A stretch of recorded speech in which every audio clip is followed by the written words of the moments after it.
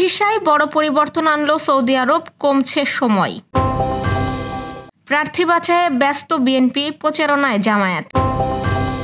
ইবতেদায়ী শিক্ষকদের রোববার long March two Jamuna ঘোষণা।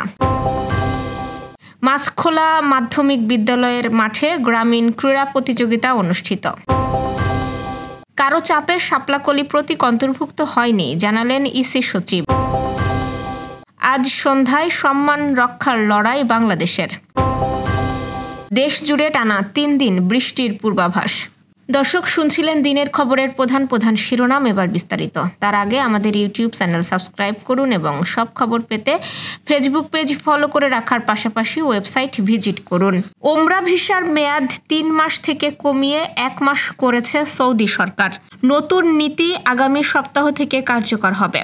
সৌদি আরবের হজ ও ওমরা মন্ত্রণালয়ের উদ্ধৃতি দিয়ে আজ সংবাদ মাধ্যম আল আরাবিয়া এ তথ্য জানিয়েছে। তবে হজ যাত্রী সৌদি আরবে পৌঁছানোর পর সেখানে থাকার মেয়াদ আগের মতোই 3 মাস থাকবে, তাতে কোনো পরিবর্তন হবে না। গালফ নিউজের প্রতিবেদনে বলা হয়, ওমরা ভিসায় কিছু পরিবর্তন এনেছে সৌদির হজ ও ওমরা মন্ত্রণালয়। সংশোধিত নিয়ম অনুযায়ী ভিসা ইস্যু হওয়ার 30 দিনের মধ্যে যদি কোনো হজ যাত্রী সৌদি আরবে প্রবেশের জন্য নাম ও নথিভুক্ত না করেন, তাহলে ওমরা ভিসা স্বয়ংক্রিয়ভাবেই বাতিল হয়ে যাবে। ভিসা ব্যবস্থাপনা সহজতর করা ও হাজিদের প্রবেশ প্রক্রিয়া সহজ করার জন্য এই পদক্ষেপ নেওয়া হয়েছে। চলতি মাসের শুরুর দিকে সৌদির হজ ও ওমরা মন্ত্রণালয় জানিয়েছিল, সৌদি আরবের যে কোনো ধরনের ভিসাধারীরা এখন থেকে পবিত্র ওমরা পালন করতে পারবেন। এক বিবৃতিতে বলা হয়, ওমরা যাত্রীদের জন্য প্রক্রিয়া সহজ করা ও সেবার পরিধি বাড়ানোর অংশ হিসেবে এই সিদ্ধান্ত নেওয়া হয়েছে। এটি সৌদি ভিশন 2030-এর লক্ষ্য বাস্তবায়নের একটি গুরুত্বপূর্ণ পদক্ষেপ।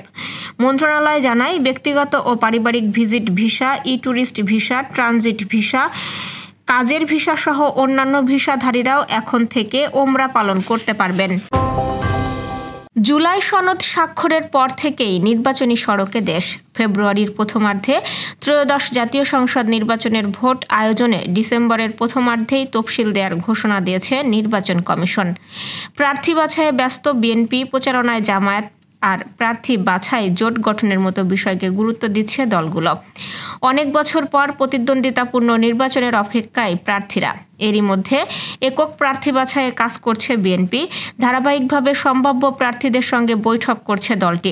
আলোচনা চলছে যুগপৎ আন্দোলনের শরিক দল ও অন্য দলের সঙ্গেও। অন্যদিকে 300 আসনে প্রচারণায় নেমেছেন জামায়াতের প্রার্থীরা। ইসলামী দলগুলোর সঙ্গে আসন সমঝোতা নিয়েও তৎপর দলটি। ইসলামী দলগুলো নিয়ে 7 দফা দাবিতে রাজপথে থাকলেও ফ্যাসিবাদ বিরোধী অন্যান্য দলের সঙ্গেও নির্বাচনী সমঝোতায় আপত্তি নেই জামায়াতের।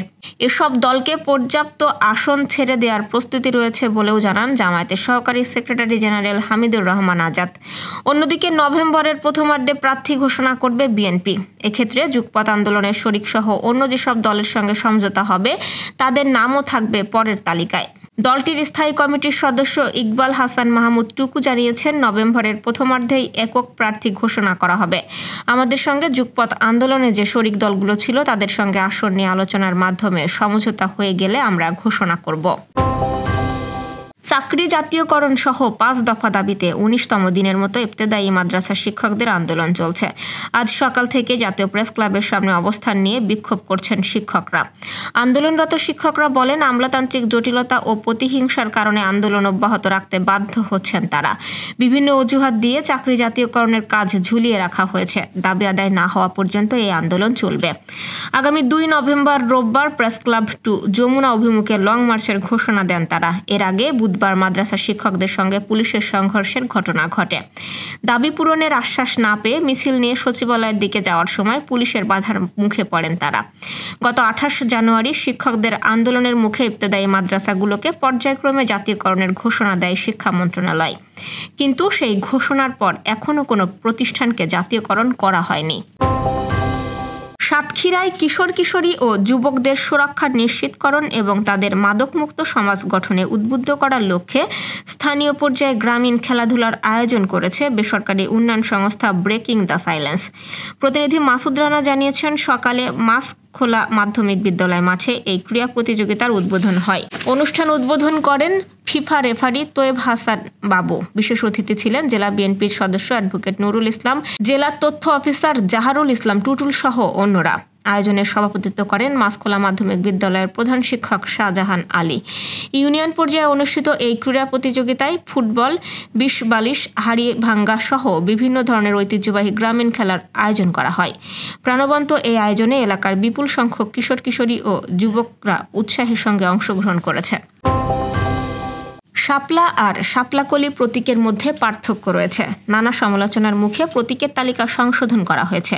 প্রয়োজন মনে করলে আবারও সংশোধন করা হবে বলে জানিয়েছেন নির্বাচন কমিশন সচিব আক্তার আহমেদ। নির্বাচন ভবনে আন্তঃমন্ত্রণালয় বৈঠক শেষে সাংবাদিকদের কাছে এসব কথা বলেন তিনি। শাপলা বিধিমালায় না থাকায় কোনো দলকে প্রতীকটি দেওয়া যাবে না, তাহলে কোন বিবেচনায় শাপলাকলি প্রতীকটি বিধিমালায় যোগ করা হলো, এমন প্রশ্নের জবাবে তিনি জানিয়েছেন, প্রতীকের তালিকা নিয়ে অনেক সমালোচনা ছিল, তাই আগের তালিকা থেকে 16টা প্রতীক বাদ দিয়ে 119টা প্রতীক সংরক্ষণ করা হয়েছে। অন্য এক প্রশ্নের জবাবে তিনি বলেন, ইসি মনে করেছে শাপলাকলি রাখা যেতে পারে, এটা কারো দাবির পরিপ্রেক্ষিতে করার অবকাশ নেই। অনেকেই জানেন একটা দল শাপলা চেয়েছে। শাপলা প্রতীক আর শাপলাকলির মধ্যে পার্থক্য আছে। কমিশন মনে করেছে এটা করা যায়, তাই করা হয়েছে। যেহেতু বিরূপ কিছু মন্তব্য এসেছে, তাই কিছু বাদ দিয়ে কিছু যোগ করা হয়েছে। আক্তার আহমেদ বলেন, কে চেয়েছে বা না চেয়েছে সেটা নয়, শাপলাকলি ইসি মনে করেছে তাই যোগ করেছে। ভবিষ্যতে যদি মনে করে সেটা আবার পরিবর্তন করতে পারে। ঘরের মাঠে ওয়েস্ট ইন্ডিজের বিপক্ষে ওয়ানডে সিরিজ জিতলেও টি-20-তে হোয়াইট ওয়াশের দ্বারপ্রান্তে দাঁড়িয়ে বাংলাদেশ দল। তাই সম্মান বাঁচাতে দ্বিতীয় ম্যাচে জয়ের বিকল্প নেই লিটন বাহিনীর সামনে। আজ চট্টগ্রামের বীরশ্রেষ্ঠ শহীদ ফ্লাইট লেফটেন্যান্ট মতিউর রহমান স্টেডিয়ামে সিরিজের তৃতীয় ও শেষ ম্যাচে মাঠে নামবে দুই দল। বাংলাদেশ সময় সন্ধ্যা 6টায় হবে ম্যাচটি। দেশ জুড়ে টানা 3 দিন বৃষ্টির পূর্বাভাস দিয়েছে আবহাওয়া অধিদপ্তর। আজ শুক্রবার সন্ধ্যা 6টা পর্যন্ত আবহাওয়ার পূর্বাভাসে জানানো হয়েছে, রংপুর বিভাগের অধিকাংশ জায়গায়, রাজশাহী ও ময়মনসিংহ বিভাগের কিছু কিছু জায়গায় এবং ঢাকা, খুলনা, বরিশাল, চট্টগ্রাম ও সিলেট বিভাগের 2-1 জায়গায় হালকা থেকে মাঝারি ধরনের বৃষ্টি ও বজ্রসহ বৃষ্টি হতে পারে। সেই সাথে রংপুর বিভাগের কোথাও কোথাও মাঝারি ধরনের ভারী থেকে ভারী বর্ষণ হতে পারে। সারা দেশে দিন এবং রাতের তাপমাত্রা প্রায় অপরিবর্তিত থাকতে পারে। পরের 24 ঘন্টায় রংপুর ও রাজশাহী বিভাগের অধিকাংশ জায়গায়, ময়মনসিংহ ও খুলনা বিভাগের কিছু কিছু জায়গায় এবং ঢাকা, বরিশাল, চট্টগ্রাম ও সিলেট বিভাগের 2-1 জায়গায় হালকা থেকে মাঝারি ধরনের বৃষ্টি ও বজ্রসহ বৃষ্টি হতে পারে।